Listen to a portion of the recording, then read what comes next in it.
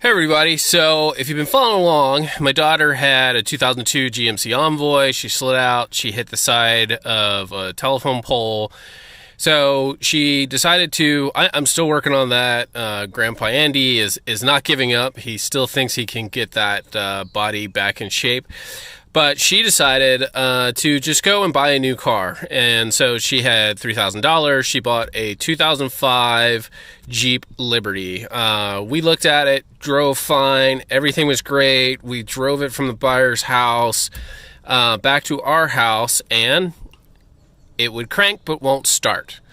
Luckily, it definitely brought my faith in humanity back. We reached out to the seller, and she said that, oh, it's never done that problem before. Like, absolutely. She was, not going to refund her money. The title assigned, deal is done. And I just thought we just got completely scammed.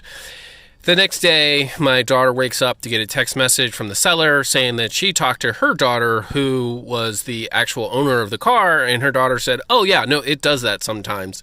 And the seller was just absolutely mortified. She had no idea that it did that, so she refunded my daughter's money and told us to keep the car. So what is the actual issue? So here you go. If you see, I will turn the key and try to start it. And you can see it's cranking but not starting. So I'm going to show you, go through step by step how I identify what the actual issue is. My first go-to assumption is that it's a fuel pump or fuel filter issue. But before I start buying parts and tearing things apart, I'm actually gonna go step by step and check everything along the way, and I'll show you how I do that. So as I said before, my first thought is it is the fuel pump. And one of the ways that you could test for the fuel pump is actually you go in, have someone turn the key so that all of the electricals are on, and then you should hear a whirring noise from the fuel pump. The fuel pump is inside of the fuel tank. I did that. I can hear it. That doesn't rule it out, but if you don't hear it, then that's a definite indication that you got a bad fuel pump. The fuel pump is actually quite difficult to get to. Here in this Jeep Liberty, you either have to drop the whole fuel tank, or there is a hatch that you can get to in the back, but it's sealed pretty tightly and it's really difficult to get off. So what happens is the fuel pump then pumps the fuel all the way back up to the engine, and that's what we're going to take a look at next. So normally when you're having an issue if the car doesn't start, first thing you suspect, of course, is the battery. The next thing that you suspect is the starter. But in this particular case, as you could hear, the engine is actually starting, but it's just not cranking. It's not turning over. If you have a problem with the battery, you'll obviously see things like lights dimming, or that could also be an alternator, but you'll have problems with your lights. Or if you turn it and all you hear is a clink, that usually is an indication that it's a starter problem. But in this particular issue, there's something else going on. So like I said, the fuel then comes up here, and in here are the ignition coils. So the fuel comes in, sprays into the cylinder through the fuel injectors. The spark plugs create a spark, which causes the explosion, which gets the motor to turn over. So there's something in that process which isn't working. So what I'm going to do is I'm actually going to test each of the spark plugs, make sure it's not a spark plug issue, and then we'll start troubleshooting the fuel line to see if maybe it's the fuel filter that's clogged, maybe the pump is just not putting through enough pressure to actually get the fuel out. So we're going to troubleshoot all of that to find out if maybe that's the issue. Okay, so I've got the coils out and I've got my inline spark tester here. So basically what you do is that you push it in there and you connect it up to the spark plug, and then you take the other end and you stick it into the coil. And what'll happen is that when the engine turns over, you'll see a light there, and that's letting you know that the coil and the spark plug are actually working. So let me go ahead and push this in. Go. Stop. As you can see, there was a light showing that that coil and that spark plug are working. So I've tested all three of the coils, all three of the spark plugs, and as you saw, they're all working. So that doesn't necessarily mean that the problem isn't here. All that this means is that the spark plug and the coils are working. There could be the cam sensors. The cam sensors are the ones that control the timing of when the spark plugs will go off, and that's what gets the engine turning over, and that's what gets it working. So if the cam sensor's off, this whole thing gets thrown off.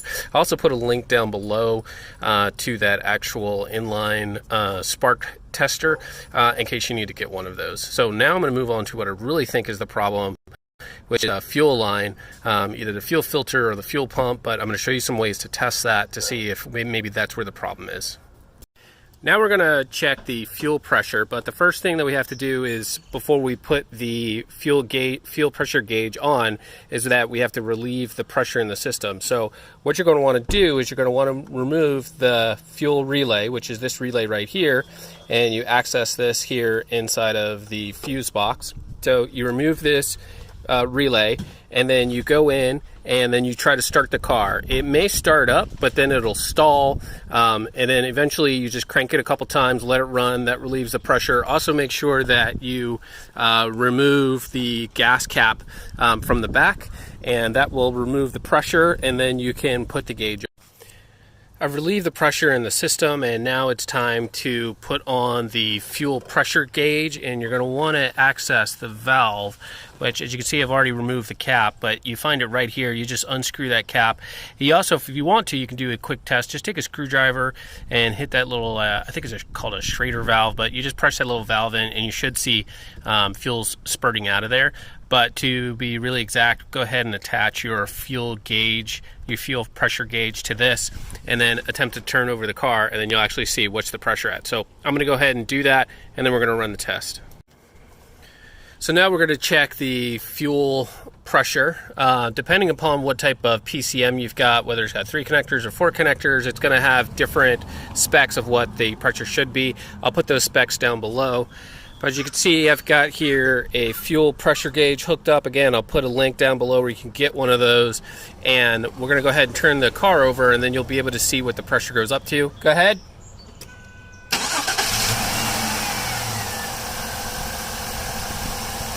Okay, turn it off.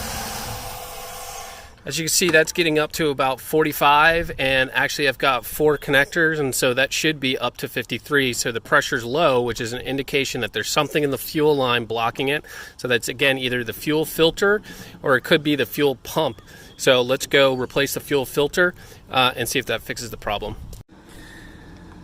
I've already tested, and you've seen that the fuel pressure is lower than spec when the car turns over. But one other thing that I'm going to test before I go back and start trying to troubleshoot the pump, because it's actually very difficult to get to it, is I'm going to do a leak down test. So I've set the pressure down to 0. I'm going to start the engine. Well, I'm not going to start the engine, but I'm going to put it in the accessory on position, which will actually start the pump.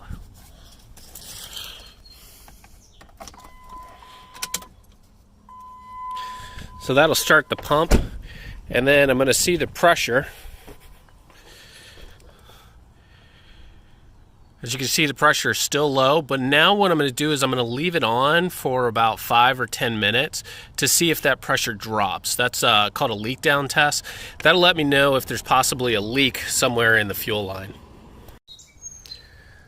Well, according to my watch, that's been about 10 minutes. Let 10 minutes go, check the pressure. While still low, it hasn't dropped. So that's a pretty good indication that we've got weak fuel pressure from somewhere, but we don't have a leak.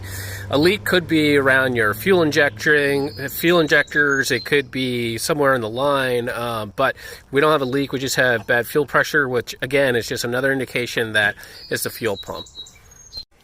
We've done a bunch of troubleshooting, and we have pretty good indications that the problem is in the fuel pump. There's 2 ways that you can actually get to the fuel pump. You can drop the entire fuel tank, and then you'll have access to it. Or, if you have a Liberty like myself, there's a hatch underneath this carpet. You have to remove the rivets and these hold downs here, fold the carpet back, and then you'll have access to the hatch. So I'm going to go ahead and do that, and then we'll be right back.